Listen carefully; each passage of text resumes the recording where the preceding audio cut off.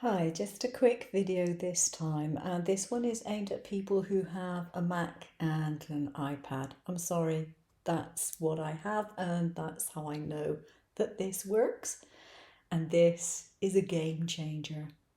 Now, I've been doing a couple of videos on the trace function in Leonardo, and I do rather like it.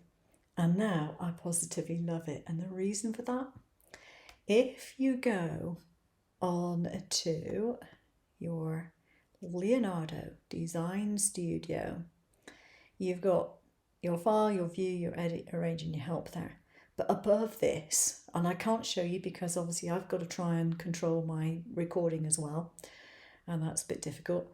You have where it says Leonardo Design Studio, you have a window, and if you click on that, you can move your window to your iPad. Now you must have it switched on, you must be within range, and I guess there are probably settings that you might need to put on your iPad.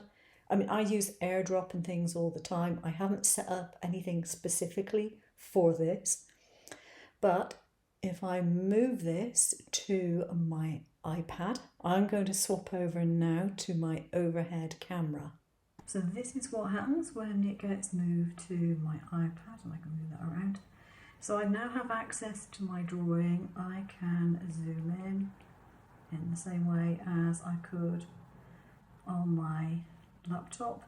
And when I go to use the drawing tools, if I see an area that is not doing what I want it to do, I can go to include on there and I can do like so.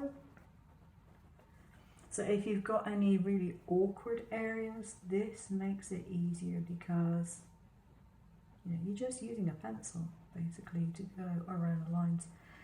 And so I can really clean up the image without any great difficulty doing this. Let's get this one here cleaned up a bit, like that. There we go. And then I can send that back to my laptop by tapping the button on here. It will disconnect my iPad and then it will send it back to my laptop. Go to disconnect and it's back on my laptop screen again.